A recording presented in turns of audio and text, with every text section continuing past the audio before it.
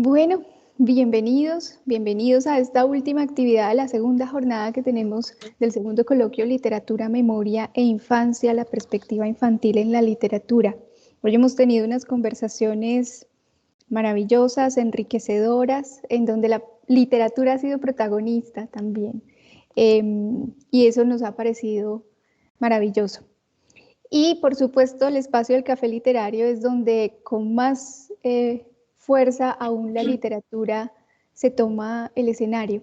Y hoy lo va a hacer con la voz de un autor que hemos venido, que ha hecho parte, digamos, como de nuestras preguntas y de los estudios que hemos hecho este año en el proyecto de investigación La perspectiva infantil en la literatura colombiana, que es Ricardo Silva Romero, un autor colombiano absolutamente prolífico,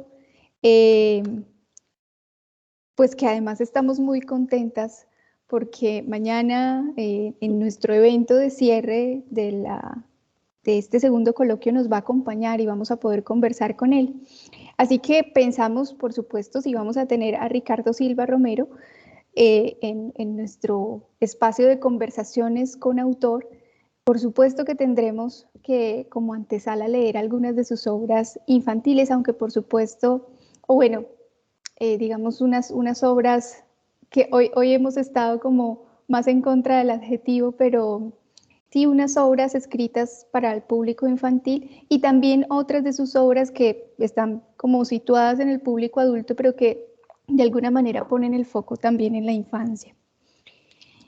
Ya a Ricardo lo hemos leído en otras ocasiones, de hecho leímos durante las jornadas que promovimos durante el paro en nuestro café literario, Todo va a estar bien, que fue una obra con la que reímos, ¿no? Y disfrutamos del humor y de un lenguaje, digamos, muy especial para hablar de la infancia, ¿no? Y un escenario ahí imaginado muy interesante, pero también la sufrimos, ¿no? Y también lloramos y también nos dolió. Es una obra que tiene como toda una gama de posibilidades para acercarse a ella. Ricardo nació en Bogotá en 1975.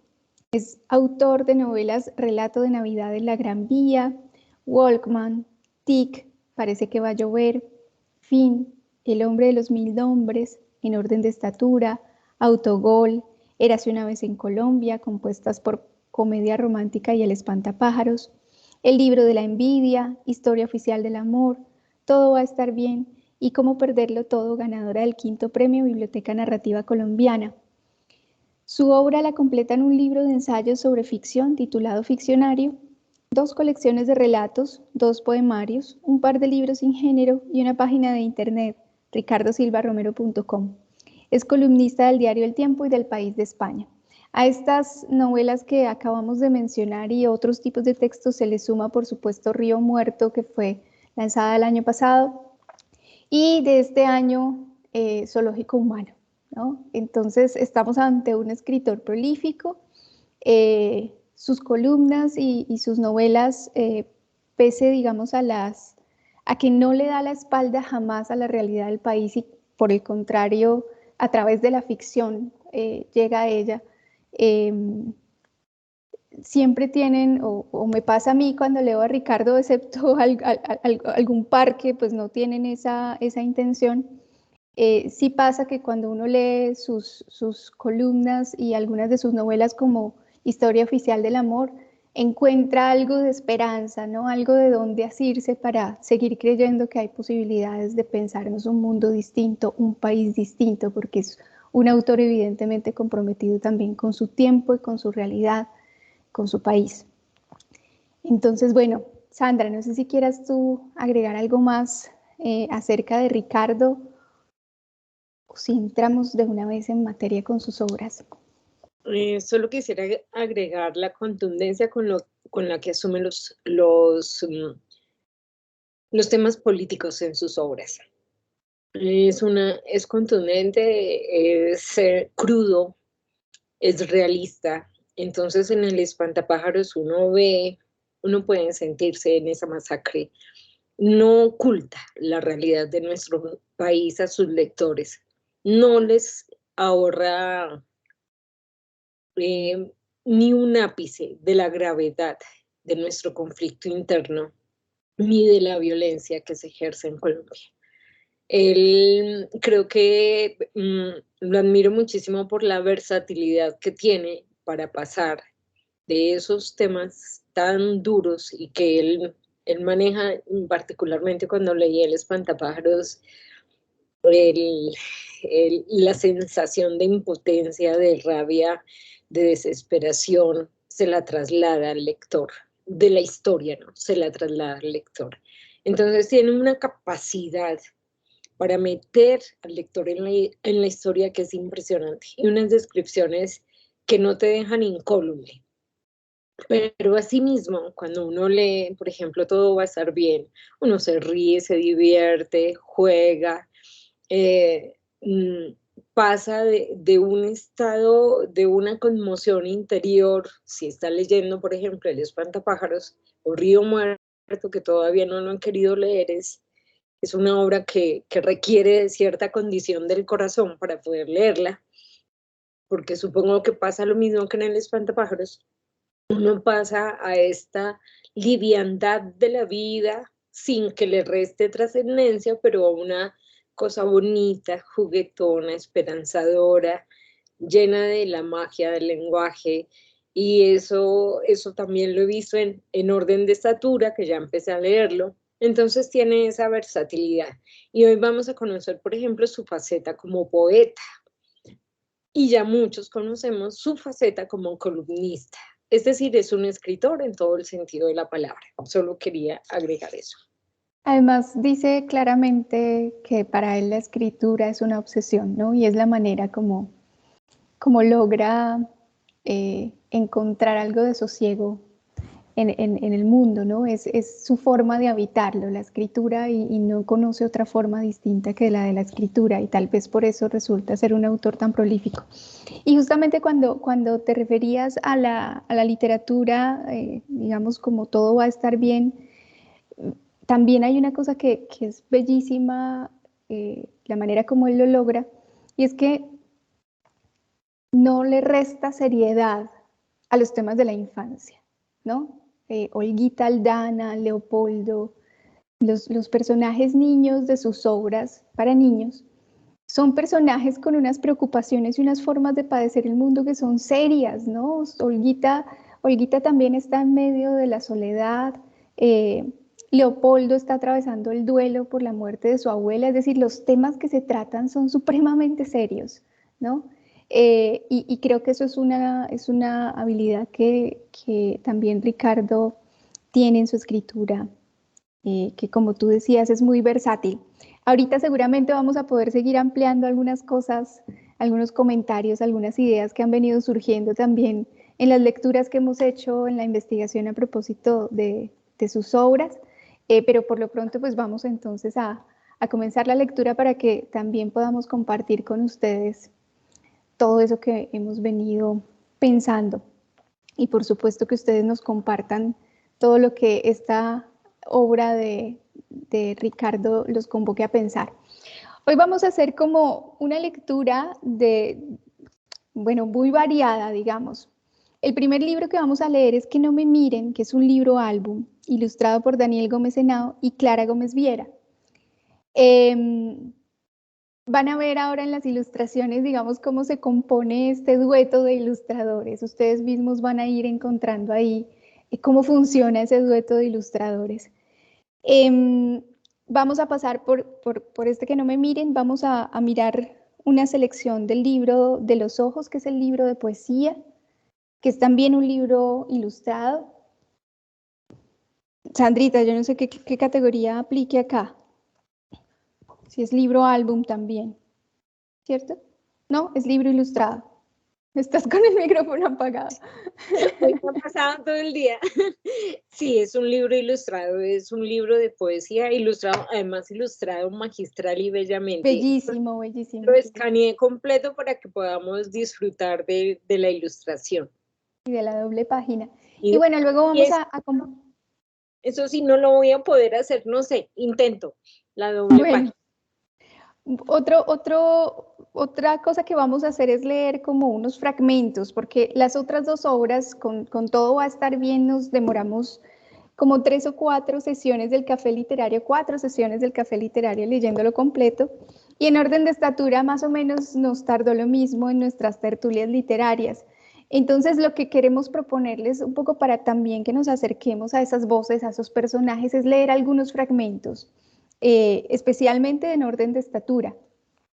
Y bueno, tal vez alcancemos, vamos a ver cómo nos va con el tiempo, a leer algunos fragmentos de Río Muerto para también ver en esa obra cómo construye él una manera de ver una experiencia que se da en el marco del conflicto armado, en donde los niños ocupan un lugar protagónico. Entonces, ahora sí, sin más preámbulos, que no me miren. Y bueno, no sé si haya voluntarios para que nos acompañen en esta lectura. Que levanten la manito y les activemos el micrófono. Eso iba a decir, levanten su manito que yo les voy activando. Si quieren, mientras arranco leyendo. Listo, Mientras se van perfecto. animando. Vale, ¿están viendo, sí? Sí. Espérame, yo coloco aquí pantalla completa para que podamos disfrutar mejor. Listo. Que no me miren. Relato Ricardo Silva Romero. Ilustraciones Daniel Gómez Henao, Clara Gómez Viera.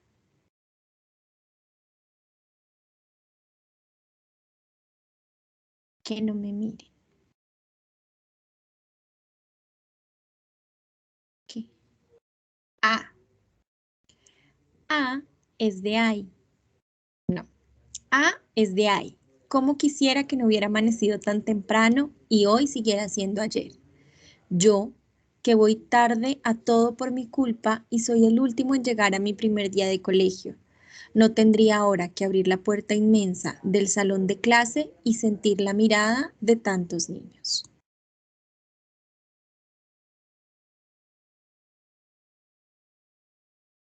Vayan mirando todos los detalles, ¿no? El niño, la imagen que está en la lonchera, que eso nos va ubicando también en un contexto. Y las ilustraciones que les había anticipado un poquito sobre esa dupla de ilustradores. Hago una invitación a quien vea la letra de su nombre, lea esa página.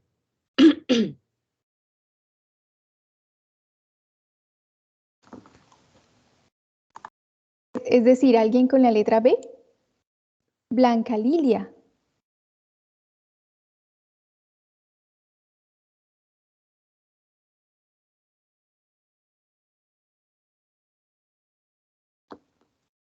Parece que Blanca no está, la leo. B es de buenos días. Profesora con cara de Beatriz, perdóneme por haber llegado de último. A las 8:10 de la mañana en el reloj que me regalaron anoche en mi primer día de colegio, pero le juro por Dios que en el reloj de mi casa son las 8 en punto, y le juro que no digo mentiras. Va la C. Cristian tenía levantada la mano. Buenas tardes para todos y todas. C. C es de cuéntales a tus compañeros de colegio cómo te llamas. Deja en ese cuarto arenoso tu lonchera de lata de E.T. el extraterrestre. Siéntate en la mesita redonda de la esquina con esos 3 niños contrahechos con ojos de huérfanos que no han dejado de llorar desde hace media hora. ¡Mamá! ¡Quiero mi casita! ¡No! Sonríeles aunque no los hayas visto nunca. 1, 2 y 3. Y grítales a toda la clase tus nombres completos.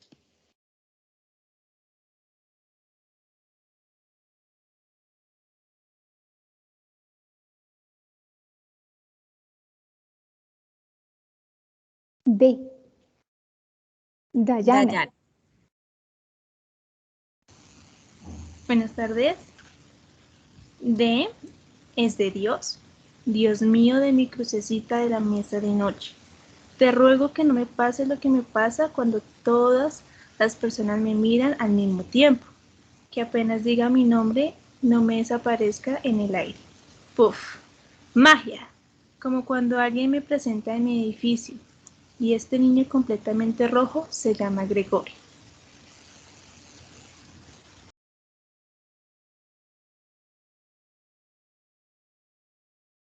Y ahí está Gregorio. Vamos con la E. Liliana.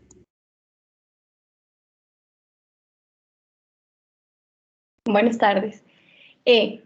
E es de érase una vez un niño de 5 años. Yo, que se volvía invisible cuando todos lo estaban mirando. Desaparecía. ¡Puf! Magia. Cuando apagaba de un soplido las velas del ponqué de cumpleaños. Cuando los desconocidos lo felicitaban. En el ascensor del edificio. Por haber aprendido sin ayuda a leer los letreros de las calles. Y cuando las profesoras le pedían que dijera su nombre en voz alta enfrente de todo el salón. F. María Angélica. F. F es de feliz primer día. Niños, dice la profesora, no lloren más porque sus chillidos me convierten en un bicho con alas de cuervo. ¿No será este día el último que se sientan lejos de sus casas? Solo nos falta tus nombres, tú, allá, en la esquina de los mayorones, para comenzar a aprender el alfabeto, pero seguro que llegas tarde porque te lo sabes de memoria. Profesora con alas de cuervo.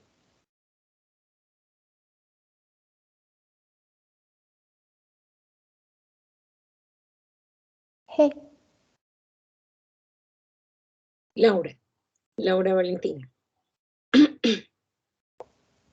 Buenas tardes, gracias. G.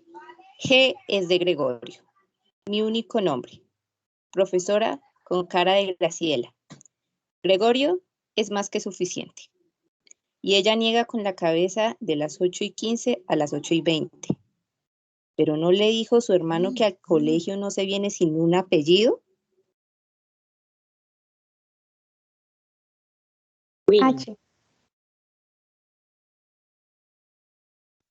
Dice, es de mi hermano mayor, Horacio, que nunca me ha cuidado, pero un día de viejitos van a cuidarme. Mi hermano, Horacio, que se volvió mudo al primer día de clase, solo para llevarle la contraria a esta profesora con cara de Elga.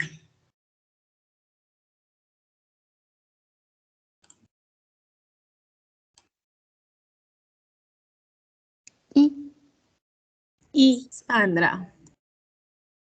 Y es de me estoy volviendo invisible otra vez. Dios mío, como ese día que me pidieron que cantara enfrente de todos mi versión de Noche de Paz. Porque todo el mundo está mirándose mientras digo las letras en voz alta. A, B, C, D, E, F, G, H, I.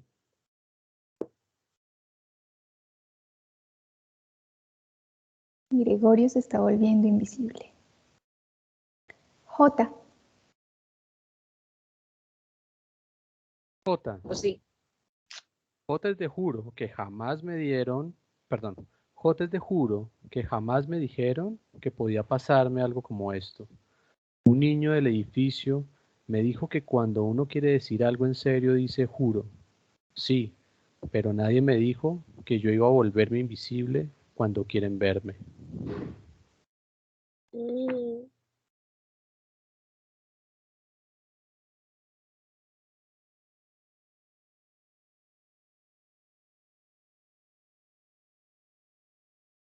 K. K es la letra en la que voy. La K de kepis, de kiosco, de kilo, cuando desaparezco de pronto y mi silla queda vacía. Puf.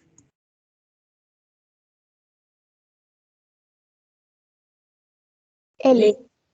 Lady Catherine. L es de lunes. Por fin entiendo por qué los viejos del edificio se quejan en el ascensor. Allá arriba con sus gafas y sus corbatas de todos los lunes. Creo que acabo de ser grande. M.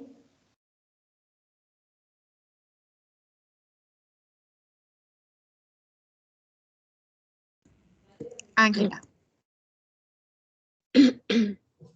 M.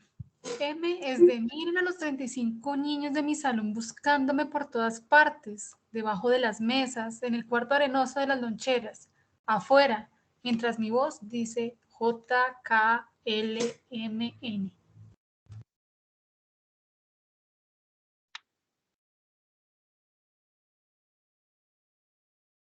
N. Ñ. Lisette.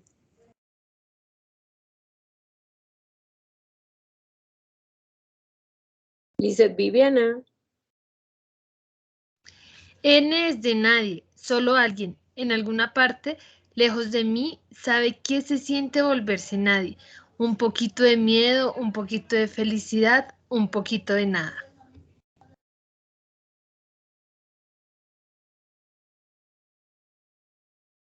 Diana. O. O es de O, una letra muy parecida al número 0. Si uno se los encontrara en una calle, lejos de las otras letras y de los otros números, no sabría cuál es cuál. Si yo fuera una letra, profesora con cara de Ofelia, sería la letra 0. P. P es de esta profesora, con cara de pía, que comienza a taparse los oídos con las alas de cuervo negro, porque 12 niños gritan de miedo, 10 niños se mueren de risa y 13 niños berrean, ¡mamá, quiero mi casita! No, mientras yo digo sin mi boca, ni mis manos, ni mi cuerpo. O, P, Q, R, S, T.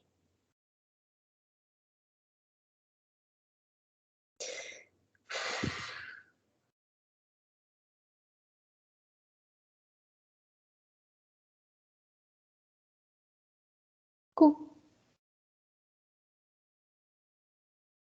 Q es de quién. Q es de ¿quién es este niño de 5 años?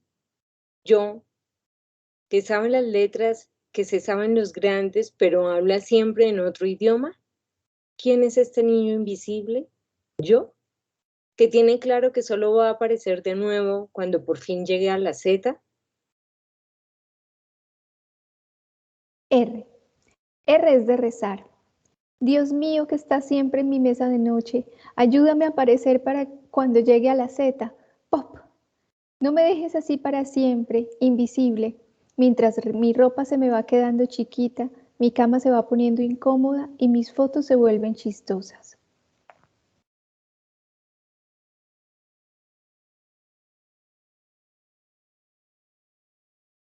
S. Dale, José. José. S es de salida. La profesora abre la puerta con sus alas de cuervo y se va del salón, se va, y se pierde entre las ramas del árbol gigante con forma de Y, junto a las escaleritas de bajada.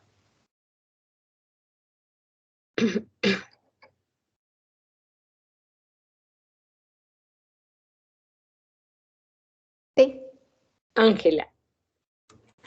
T es de tímida, porque así tenga 5 años ya y ya me sepa el abecedario como cualquier monstruo de circo, así la profesora haya sido derrotada por los niños y se haya posado en una rama como otra rama más, yo siempre voy a ser la persona más tímida del mundo.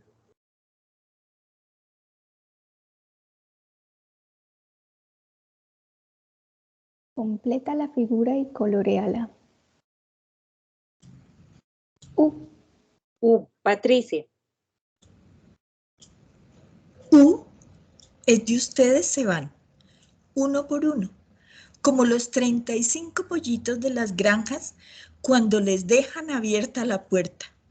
Van por las escaleritas de bajada. 1, 2, 1, 2, igualitos a las filas de hormigas de tierra caliente.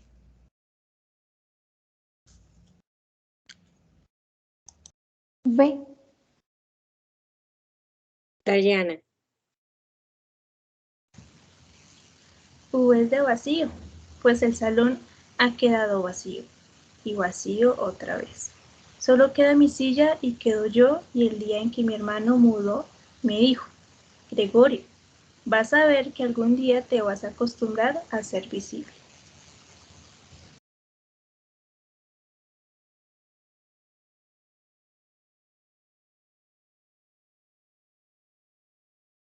W. Cristian. W es de Walt Disney. Presenta El gato que vino del espacio.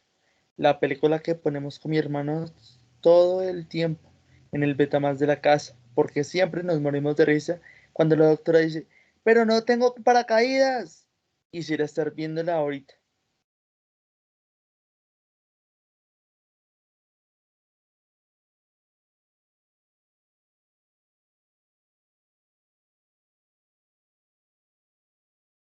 Blanca Lilia. X es del lugar donde comienza todo, la X, porque después de hoy nadie va a volver a verme a mirar de la misma manera. Todo el mundo va a tratarme como si fuera yo de otro planeta. Aquí comienza todo, y solo son las 8:30 de la mañana.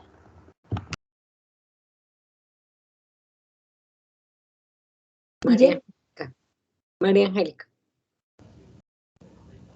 Y es de Y. Entonces termino de decir el alfabeto. U, V, W, X, Y, Z. Y me vuelvo a ver las dos manos. ¡Pop! Estoy de vuelta y voy al cuarto de las loncheras y agarro la mía y bajo por las escaleritas y camino hasta el árbol con la forma de Y y le dejo al cuervo mi comida para cuando baje.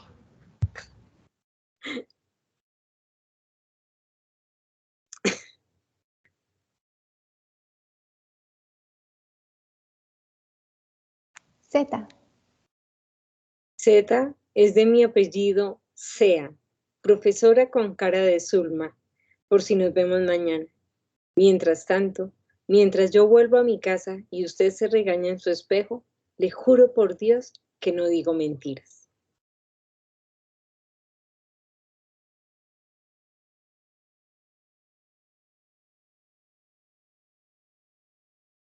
Que no me miren se terminó de imprimir en mayo de 2014 antes de la sorpresiva aparición del protagonista de este relato. Bogotá, Colombia. Con el tono de un niño de 5 años, con su imaginación, con sus temores, Ricardo Silva Romero y los ilustradores nos cuentan la experiencia de Gregorio en su primer día de colegio. Que no me miren reúne sensaciones a través de párrafos que nos pasean por el abecedario de la A a la Z. Es un libro infantil que también leerán y sentirán los adultos. ¿Acaso es fácil olvidar ese primer día de colegio?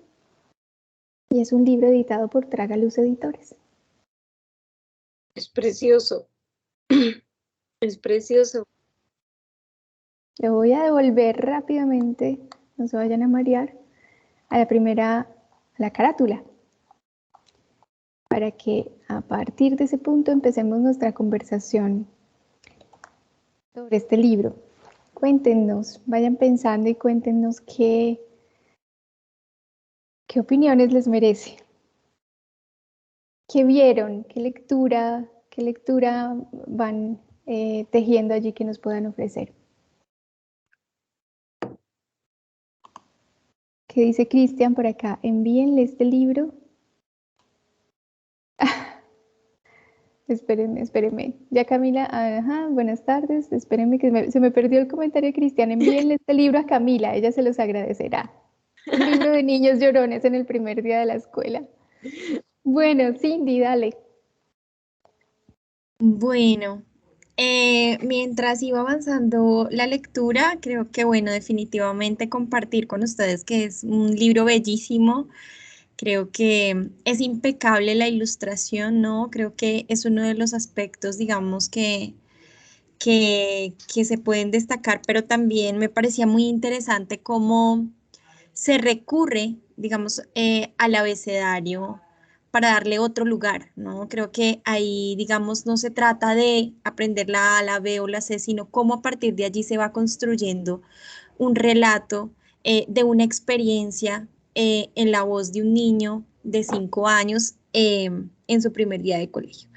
Y pensaba mucho en tres frases que me quedaron allí, que las conectaba con lo que hemos venido hablando y con lo que hablábamos con Camila ahorita a propósito, y es cuando, por ejemplo, llega el lunes y dice, entiendo, ¿no? ¿Qué es lo que pasa el lunes? Creo que acabo de ser grande.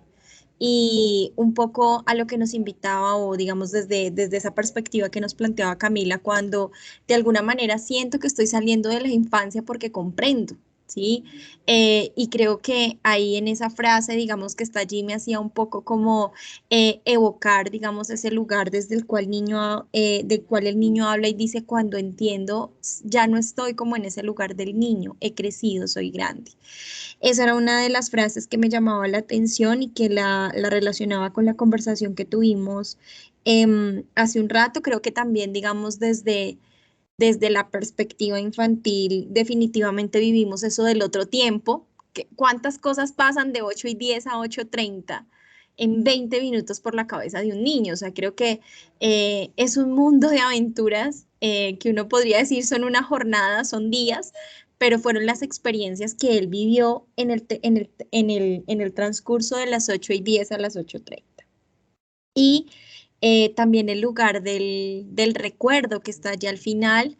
Me parecía muy interesante también esa alusión que al final del texto trae el autor a propósito del recuerdo, y eso que tiene que ver, digamos, un poco también con esto que estábamos hablando con Camila, en torno de se visita la infancia, solamente es posible visitar a la infancia a través del recuerdo, pero siento también un poco a través de la experiencia, y ver desde los ojos de un niño la experiencia de enfrentarse por primera vez a un lugar, y cómo se simboliza desde el sentirse invisible, el querer que no me miren, pasar inadvertido, e ir viendo cómo de alguna manera se va haciendo transparente, decía allí. Entonces, esos serían como los comentarios que dejaría iniciales para animar la conversación.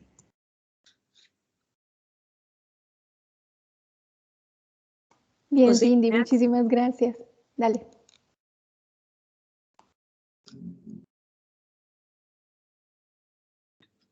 Sí, hola. Bueno, ya muy buenas noches para todos y para todas. Bueno, no, digamos que me llama mucho la atención el contexto del libro, ¿sí? Digamos, pues desde luego el contexto de la escuela, la relación, digamos, con la maestra, digamos, especialmente, en algunos casos, algunos niños, pero ese contexto, digamos, de la época, ¿no? De las películas de Betamax, de la lonchera con la figura de E.T., ¿sí? Remiten, digamos, a esa época, a esa década de los 80, y que también es algo que está presente en otras de las obras de Ricardo Silva, ¿no? Pues recordemos, digamos, un poco Todo va a estar bien, y digamos, y esas referencias, por ejemplo, a la Vuelta a Colombia, esas referencias que se hacían también a los juegos de video, a los programas de televisión. Entonces, digamos que son marcas de contexto, son marcas históricas de una época, y en ese sentido coincido también con el comentario de Cindy en cuanto a esa autorreferencia, que es algo que hemos estado hablando en estos días. Me parece muy, muy interesante, digamos, como esa construcción que se sigue allí desarrollando en estas discusiones, y es precisamente como esa imposibilidad, digámoslo así, de hablar de la infancia sin nuestra propia infancia, sin la propia infancia del escritor, ¿no? Desde luego que acá claramente no sé hasta qué punto, digamos, sea totalmente biográfico, autobiográfico, autorreferencial, seguramente no del todo, pero evidentemente sí, y ahí sí, como lo planteaba también Camila, digamos, esta tarde, sí se siente, digamos, como un tono, como una conexión, ¿sí? Como un tono que le permite a uno conectarse también con, digamos, con unos referentes desde luego muy, muy propios, ¿no? Muy, muy autobiográficos. Yo me imagino a este niño tímido, a este niño ensimismado muchas veces, a este niño también que plantea esa imagen de la maestra y sus alas de cuervo. Me imagino a la maestra con un chal negro, ¿sí? Que llega, digamos, a la escuela. Y seguramente estos sean también imágenes que, pues digamos, o recuerdos, digamos, que se transfiguran también y que a través de la escritura, pues resultan ser más estructurados y que son desde luego una reflexión, digamos, acerca de la vida en la infancia. Me parece también, bueno, muy bello, digamos, la edición del libro, ¿sí? Un libro editado muy, digamos, especial. La obra de dos, no es usual, ¿no? Dos ilustradores, ¿sí? No es usual ello, pero desde luego que sí hay una relación digamos, de complementariedad permanente, página a página, entre la ilustración y el texto, ¿no? Sí se siente, digamos esa ampliación, si se quiere, de significados que parte de esa presentación allí de las imágenes. Eso me parece a mí también allí como un aspecto interesante, pues digamos, para destacar, ¿no? El texto escrito y esa forma como se escribe, como se presenta, esos resaltados de las letras, es encerrar algunas letras, a pesar de que, como lo dice Cindy, también no es un libro que pretenda enseñar el alfabeto, ¿no? Desde luego que no, pero también hay allí es como a propósito del alfabeto, hago una construcción aquí, digamos, literaria muy significativa, muy llamativa también, pero en la presentación del texto, esos resaltados, esas letras en negrito, esos subrayados, que también se reiteran, digamos, en la ilustración, en las imágenes, pues genera, digamos, como un efecto allí también de qué lindo mostrarle a los niños también este mundo de las letras, o acercarlos a este mundo de las letras, no únicamente de la escritura, sino de la letra como tal, ¿no? También presentarla de una manera literaria, de una manera también altamente afectiva y desde luego con una construcción allí narrativa. Pensaba en mi hija de 5 años, ¿sí? Que pregunta todo el tiempo, ¿y esta para qué es? ¿Y esta para qué sirve esta letra? ¿Y esta con qué se escribe? Y es que yo no sé escribir todavía como tú. Y es decir, esa pregunta, digamos, por el mundo del escrito que es tan atractivo para los niños pequeños, creo que esta es una gran posibilidad también de hacer esa conexión a propósito, digamos, de esta obra tan linda.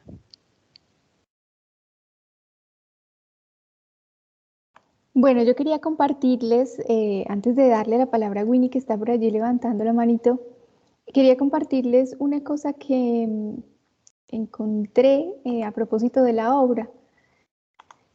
Lo primero es que fue una obra ganadora de un premio que entregó Andy Graf como la mejor, entre la categoría de lo mejor del año 2010-2011, en esta categoría de 1, 2 y 3 tintas de tapa dura.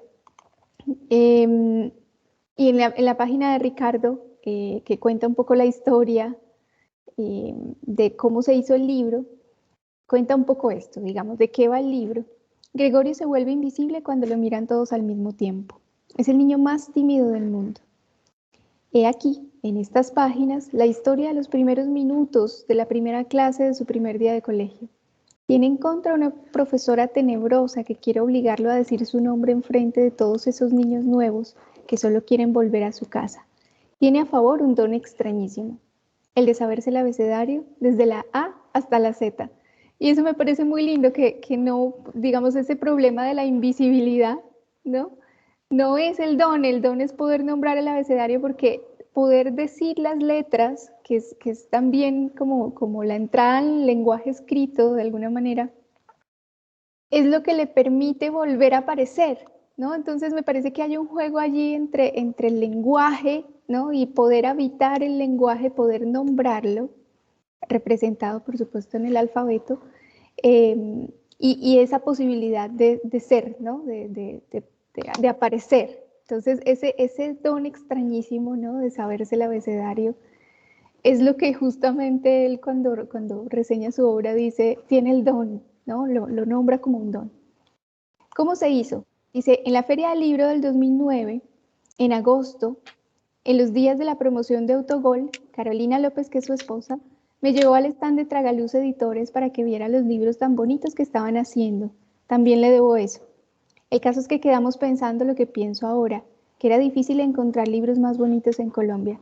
Habría que ir a Babel Libros de María Osorio para encontrar algo del mismo nivel. Y es verdad, Tragaluz tiene unos libros espectaculares. Unos meses después, al año siguiente, les escribí a los editores de Tragaluz diciéndoles que quería conocerlos, que quería que todo el mundo conociera el trabajo tan bien hecho que estaban haciendo. Esa era mi única intención. Pero apenas conocí a Pilar Gutiérrez y Juan Carlos Restrepo en una visita de ellos a Bogotá, porque Tragaluz tiene su primera sede en Medellín, tuve la sensación de que había dado con unos amigos de toda la vida. Yo hace rato he estado pensando que en la era de copiar y pegar, el libro tiene que ser sobre todo un objeto precioso, un objeto único como los libros de ahora de los montajes medievales. Y he pensado que el camino es hacerlos como los hace Tragaluz. Y entonces me dejaron hacer parte del equipo como un amigo. Y un día de ese año, 2011, me propusieron que escribiera una historia para la colección Bola de Agua. Y es esta, que no es mía, sino de ellos, y de los extraordinarios ilustradores Daniel Gómez Henao y Clara Gómez Vieira. Es un cuento alfabético, ni más ni menos. Lo único que me queda por decir es que cuando me senté a trabajar me di cuenta de que hacía rato que quería escribirlo. Y hablando de esta dupla, fíjense que en toda la obra hay como una co-composición de las ilustraciones entre un trazo, digamos, profesional, ¿cierto? Y un trazo muy infantil, como en este, ¿no? Está el niño con su loncherita de E.T., pero además está la abejita de la A, que es de abejita, y los rayones, ¿no? En las hojas de cuaderno, y el búho muy bien hecho, pero también en su rostro, pero también completado con los trazos, con unos trazos más infantiles. Y cuando uno se va, yo no encontré mucha información, pero cuando uno se va a los nombres de los ilustradores, uno pudiera pensar que está el papá y la hija haciendo una composición juntos de la ilustración. Y eso me parece que es una cosa bellísima. Solamente como para repasar algunas imágenes, fíjense, ahí está, digamos, como todo el ejercicio de imitación, ¿no? O de una imagen incompleta, como con un lado construido y del otro lado la imagen que se completa, pues muy al estilo de los libros de niños también, ¿no? Carito, pero no estás compartiendo, creo. Perdón, se dejó de compartir porque hace lo que se le da la gana. Perdón, aquí vuelvo entonces a mostrarles. Entonces les mostraba esta de la loncherita, con el trazo del niño, ¿cierto? Muy bien hecho, muy, digamos, muy en la ilustración profesional, y al lado la abejita, ¿no? Y el búho, del que estaba hablando aquí yo, pensando que se los estaba mostrando, y todo lo demás, digamos, tiene como esa característica, las imágenes son composiciones hechas a 4 manos. Esa imagen es preciosa, con el niño detrás de la falda de la, bueno, no sabemos si de la maestra o de la mamá, pero está escondidito detrás de la falda de alguien. Pareciera, ¿no? Sí. La del elefante, entonces de nuevo aparece la imagen y otra que se construye al lado como una imitación de esa otra imagen más elaborada. Entonces pensaba que podría hacer eso ahí. Y bueno, quería resaltar de nuevo eso que decía José sobre el contexto, porque es una cosa que se va a reiterar en una buena parte de las obras de Ricardo. Y con esto pensaba, y lo podemos seguir conversando más adelante, es que es un autor que, así como lo decía Camila hace un momento, incluso, digamos, en esos libros que él escribe para los niños de hoy, ¿no? Tiene que volver digamos, la manera genuina que encuentra para poder hablar en ese lenguaje, es volver sobre su propia infancia, y entonces los niños de la obra de Ricardo Silva Romero, como estas de las que estamos conversando hoy, son niños que viven en la década de los 80 cuando Ricardo Silva Romero fue niño, ¿no? Eso me parece que es me parece bonito e interesante desde su escritura, pero bueno. Winnie, dale, ya tienes habilitado el micrófono. Sí, quería mencionar que como la historia No me mire, logra que uno se pueda identificar con ella, porque como cuando uno desde pequeño, cuando estaba en el colegio y llegaba tarde al aula, uno se sentía así, que no me miren mis compañeros, sentía esa pena y esa timidez de pronto haber llegado tarde, entonces eso invoca esos sentimientos que uno sentía o que uno siente cuando llega tarde a un lugar. Gracias. Dale, Sandrita. Gracias, Bueno, Winnie. precisamente el libro me hizo pensar en esos primeros días en la escuela y en ese primer día al que se refiere Winnie, y también bueno, voy a leer el texto que me evocó la lectura de Ricardo Silva y luego hago el comentario. Los primeros días que pasan los niños en el colegio son muy importantes para ellos y para nosotras. Comienzan una historia que será muy, muy larga y que se cimentará en gran parte en las primeras piedras que comenzamos a colocar. Entran en un mundo que para muchos es nuevo y tienen que desenvolverse en situaciones que son para la gran mayoría inéditas. Se juntan a otros 20 compañeros y a una persona adulta, generalmente todos entre ellos desconocidos. Tienen que comportarse de una determinada forma, que no siempre sigue las pautas aprendidas en las casas. No pueden hacer lo que quieren, cuando y como quieran. Han de competir con los demás para lograr la atención del adulto, la maestra. Deben aprender a esperar, a atender, a estarse quietos, a cumplir unas normas, a compartir. Tienen que iniciarse en un nuevo lenguaje y en una forma de utilizarlo que les puede resultar extraña. La maestra les pregunta cosas inverosímiles, como el nombre de su hermano o dónde vive su abuelita, con lo fácil que es. O les da órdenes casi imposibles, como cogerse la oreja izquierda con la mano derecha. Aprenden cosas nuevas, aprenden canciones y juegos, y saben que con el tiempo aprenderán lo que parece que tiene mucha importancia, porque mientras no lo sepan, en realidad no se les considerará mayores. Así les ha pasado a otros niños que conocen, tal vez a sus hermanos o a sus primos. Además, saben que debe ser muy importante, porque lo primero que les pregunta la vecina cuando se entera de que ya han ido al colegio es si lo han aprendido ya, si han empezado a leer o a escribir y a escribir. Esta es la introducción del libro, los primeros pasos hacia el lenguaje escrito, una mirada al aula, de Gloria Domínguez y Barrio Valencia. Ellos son españoles y estaba viendo y leyendo el texto y me acordé enseguida de esta referencia tan bonita, porque además Gregorio casi que es su saber de las letras del abecedario lo que le permite jugar con todos los sentimientos de esa mañana y volver a aparecer, ¿no? La lengua escrita para mí tiene una importancia en todo, en lo que significa la educación de un niño, y entonces tiene que tratarse con amor, con mucho cuidado y tratando de generar nexos amables, gozosos y funcionales, significativos con la lengua escrita.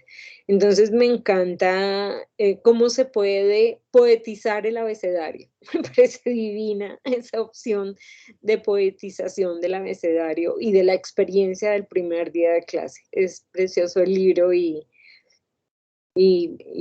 Ricardo es un duro definitivamente, es un escritor colombiano sin igual.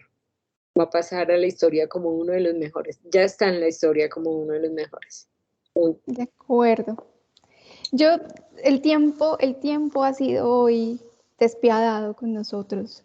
Sí. Y ha pasado volando.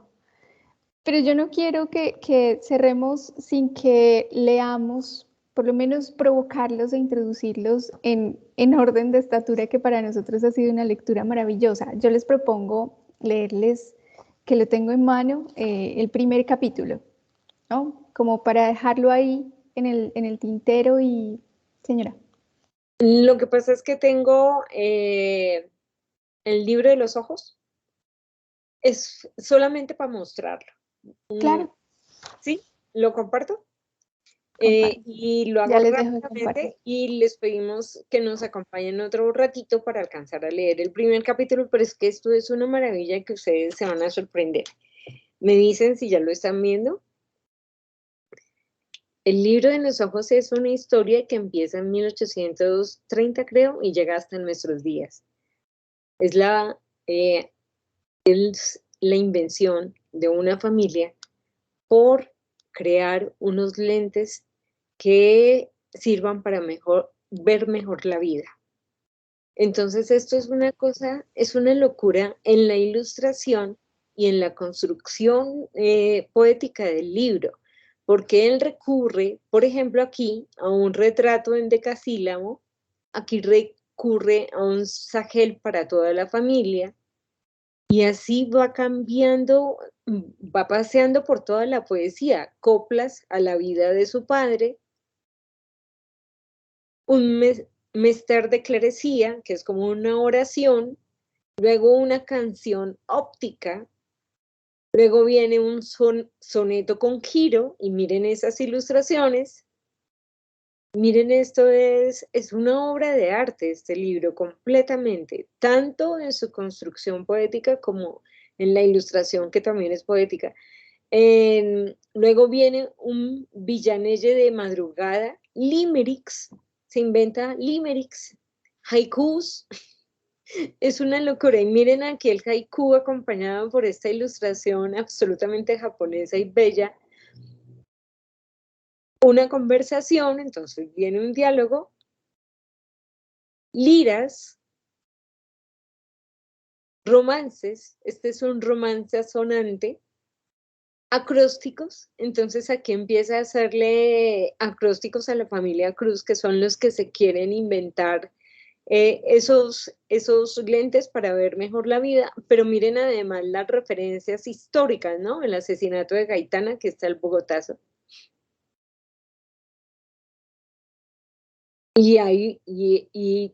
Este es un poema, el Bogotazo. Otro acróstico. Un rock, una canción de rock. Gafas oscuras. Una fábula apagada, que tienen que ver con las ópticas Cruz, con todo lo que crearon ellos. Otro rock. Una enumeración caótica.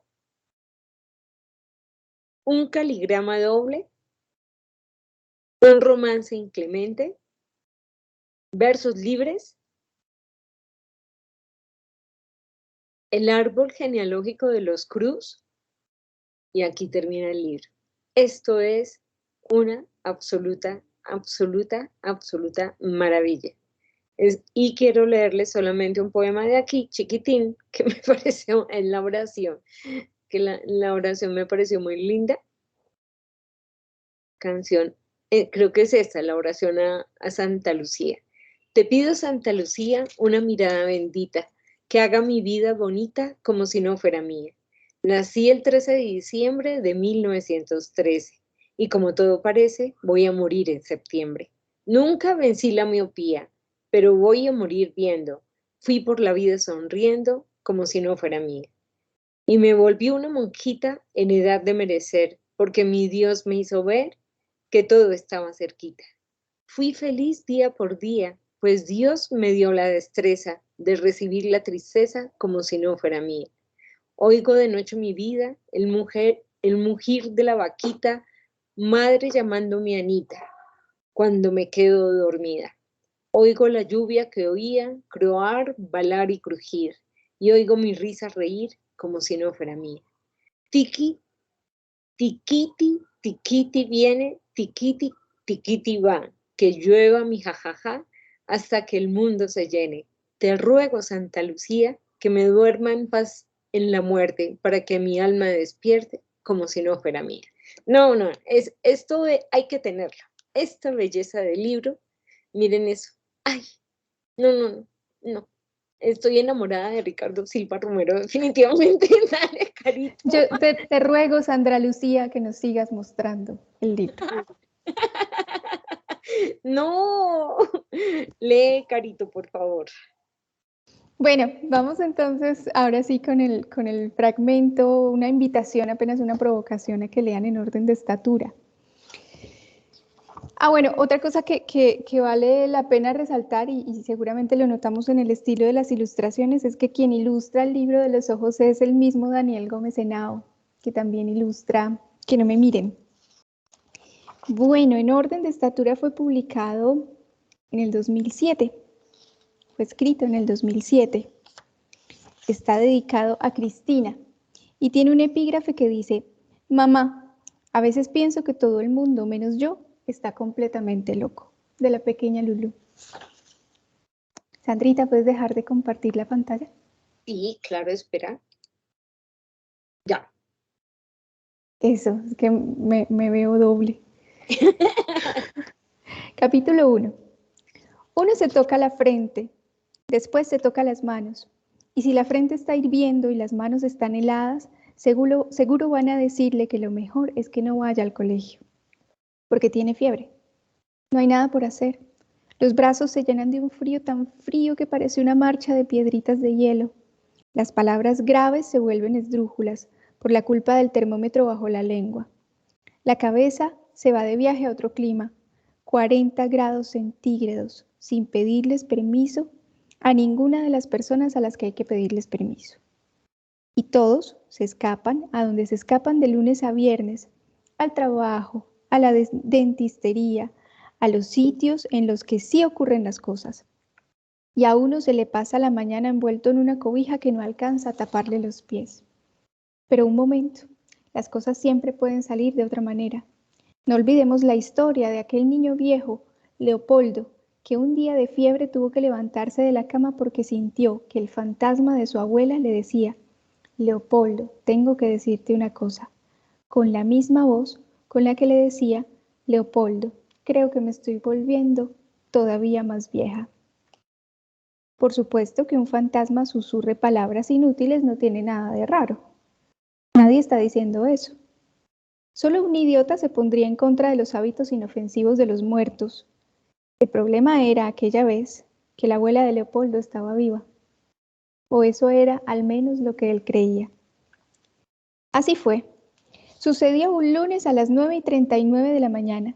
Leopoldo había amanecido con cara de enfermo y había tenido que aceptar, a regañadientes, que no era un día para ir al colegio.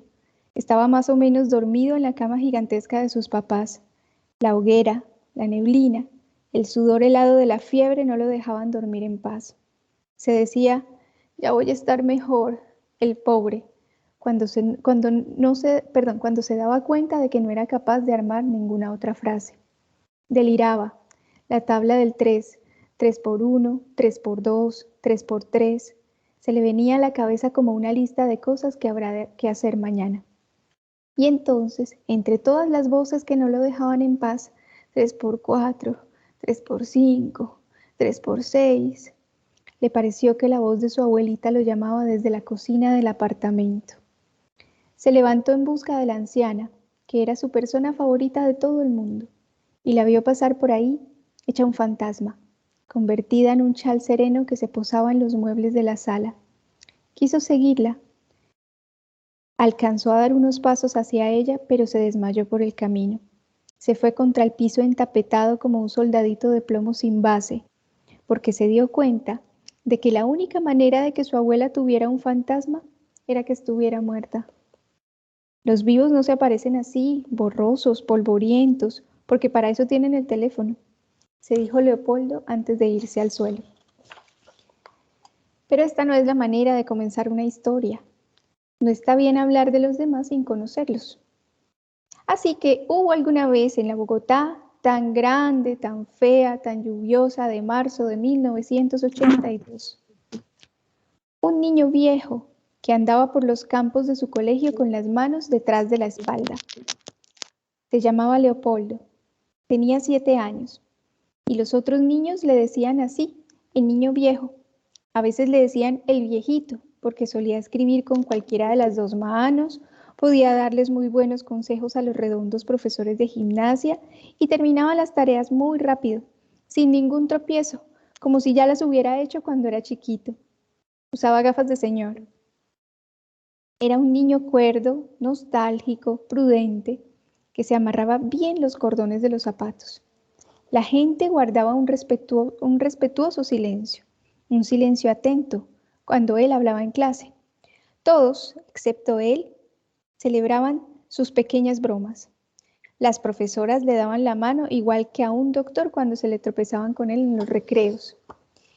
Y nadie le pedía que hiciera nada que le doliera, nada que no le gustara hacer, ni bailar joropo, ni jugar mímica, ni cantar en voz alta, ni hablar de su vida privada, porque sabían que él estaba dispuesto a todo salvo a verse frágil o ridículo enfrente de los otros.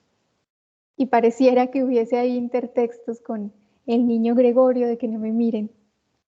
Siempre llegaba al colegio a las 7:45 de la mañana. Caminaba hacia la casita de segundo de primaria como un ejecutivo de afán, por el mismo camino sombreado de todos los días. Subía un par de escalones, como si no estuviera ya para esos trotes. Entraba al salón a pesar de las miradas de la gente de los demás cursos. Dejaba el maletín de cuero que había sido del tío que había cuidado a su papá, el maletín con la A, la B y la C a punto de caerse, debajo del pupitre de lata que había marcado con sus iniciales. Ponía su saco de lana en el espaldar de la sillita de madera y se sentaba a hacer pequeñas caricaturas, a comentar los programas de televisión del día anterior y a saludar a los compañeros que le daban los buenos días, hasta que la profesora de matemáticas entraba por la ventana con su pelo de bruja pintado de anaranjado, como este. Algunos compañeros conscientes de que solo él sabía escribir todas las palabras que uno necesita, le pedían a veces que les escribiera pequeñas cartas de amor para convencer a sus mamás de que les compraran el juguete de moda, el cubo de Rubik, el aeropuerto de Lego, el Atari. Aquella escena, sin embargo, solo sucedía de vez en cuando. Lo usual era que el día de clases pasara muy despacio, como un mes entero, a pesar de los partidos de fútbol en los recreos, de los aguaceros, de los concursos para encontrar el salón que consiguiera más periódicos viejos. Lo normal era que los días parecieran siempre el mismo día.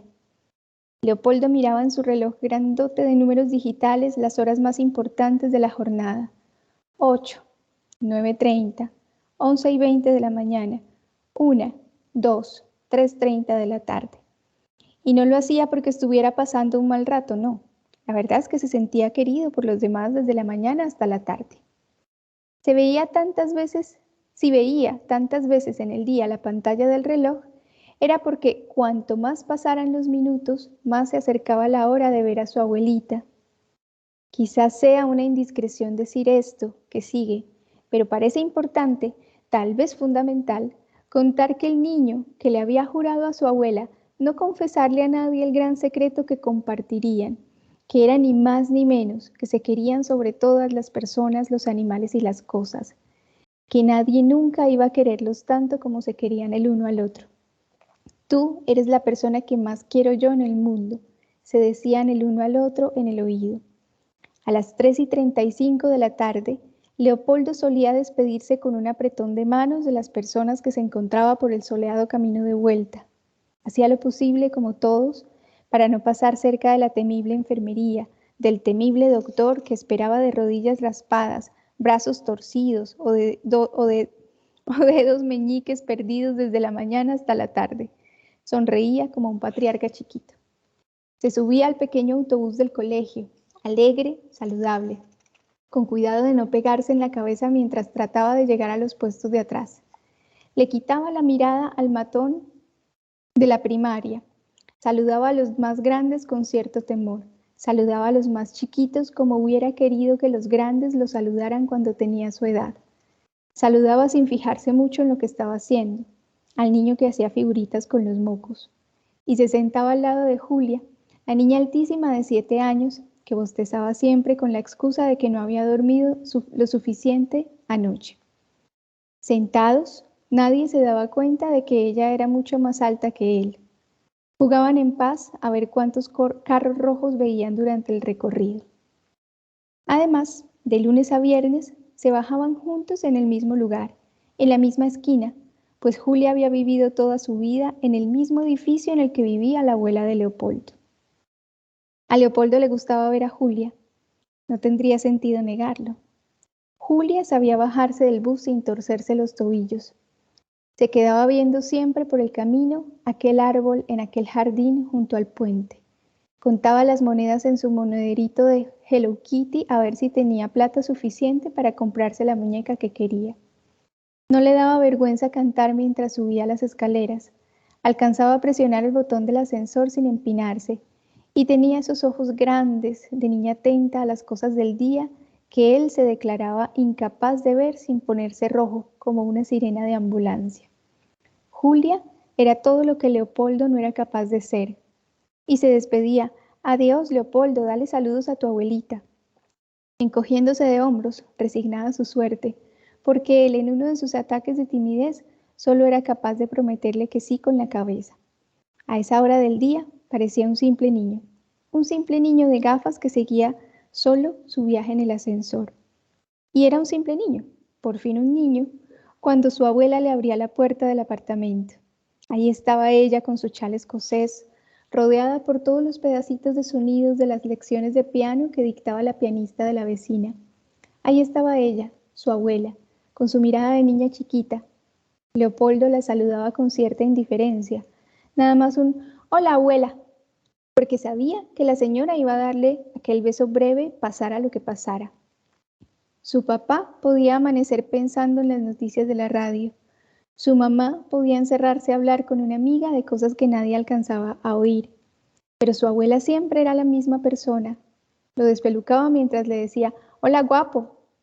Le quitaba los zapatos, lo sentaba frente a las telenovelas, lo animaba a comer los chocolates que sacaba de su alacena inagotable.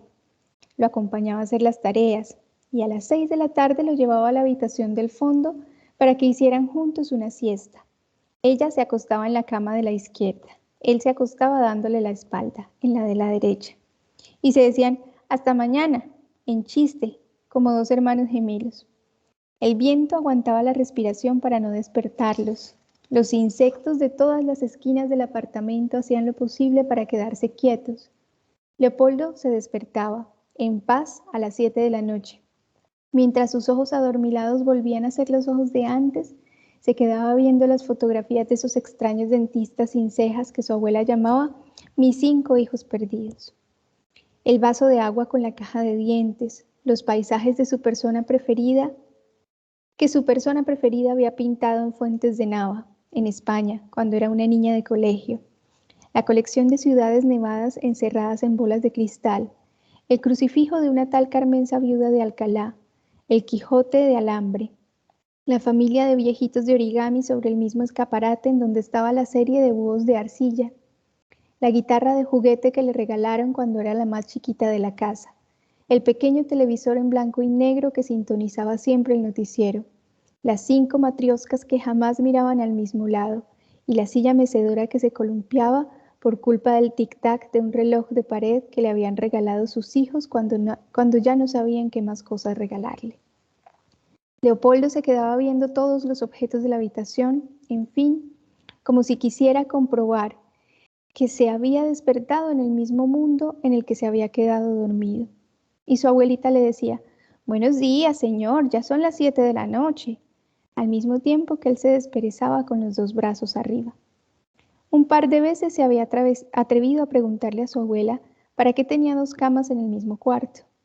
¿No se había muerto el abuelo hacía muchos años? ¿Muchos años? ¿Cómo se había muerto? ¿Atragantado con una espina de pollo? ¿Ahogado dentro de una bolsa de plástico? ¿Decapitado por sacar la cabeza por las ventanas del carro? ¿Quién era ese abuelo del que nadie quería hablarle? Era cierto, como le decía su papá con cierta risita, que había sido un héroe en el campo de batalla. ¿Cuál era esa guerra civil de la que había escapado? ¿La primera? ¿La segunda? ¿La tercera? ¿Qué equipo de fútbol le gustaba más? Francia, Alemania, roncaba tan duro como ella, usaba también caja de dientes, también se le olvidaba tomarse las pastillas para los huesos. Un par de veces se había atrevido a hacerle esas preguntas a su abuela, y en cada una de esas ocasiones ella le había dicho que no a todas las preguntas, que no todas las preguntas tenían una respuesta. Deja de pensar en cosas viejas, le había dicho. Lo que importa es que mañana vamos a estar juntos. Su papá lo recogía a las 8:30 de la noche. Hablaba con su abuela en la cocina mientras él, Leopoldo, guardaba los cuadernos, los libros y los chocolates en el maletín de cuero. Y cuando estaba listo para salir, decía en voz alta, «Ya estoy listo», para que los tres se encontraran en la puerta de salida. Leopoldo se despedía sin sobresaltos, con un simple «Adiós, abuela», porque sabía que la señora iba a exigirle que diera un paso atrás para despedirse como se despide un nieto de su abuela. Entonces le daba a la abuela un beso galante en una mano. Ella le cantaba el «Marchábase el soldado» cuando al mozo le salió a despedir la moza que le amaba y que quería con él partir, que le cantaba todas las noches, y se quedaba viéndolo mientras entraba en el ascensor. Leopoldo no miraba atrás. Seguía a su papá, que olía a colillas de cigarrillo mezcladas con jabones de manzana, y bajaban hasta el garaje en el que los esperaba el Renault 6 blanco que alguien robaría en unos meses. Creo que podemos dejar hasta ahí.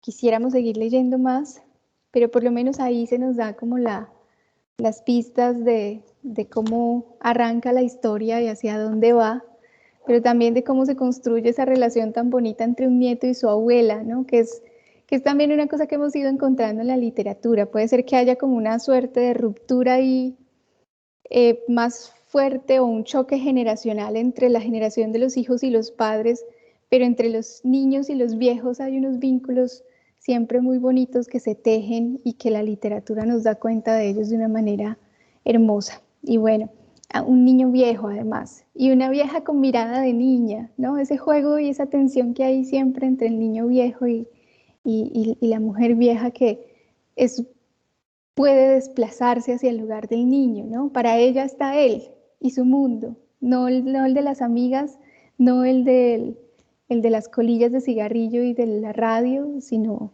él, ¿no? Y eso también les da la posibilidad del encuentro. Nos hacía falta, mucha falta escucharte leer, escuchar tu voz tranquila, pausada, esa lectura bonita tuya que no se enreda como yo. Ay, a mí me hacía mucha falta estar aquí. Muchísimo. También tus análisis agudos, inteligentes y de todo ese bagaje que tienes.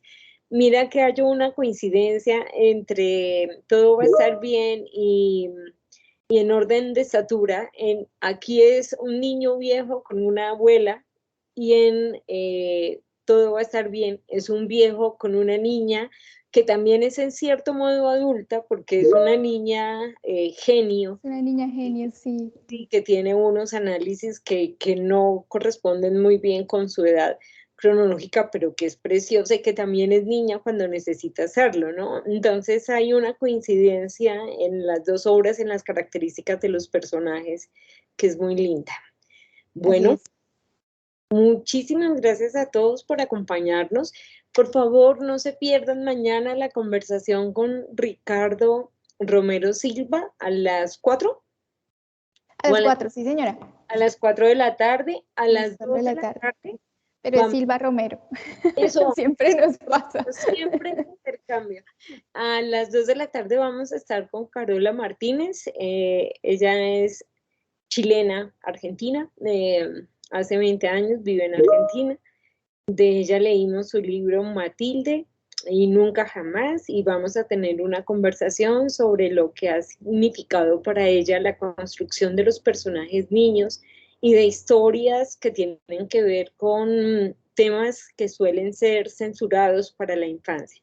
En el caso de Matilde, la dictadura militar chilena, y en el caso de Nunca Jamás, la muerte de la mamá, además.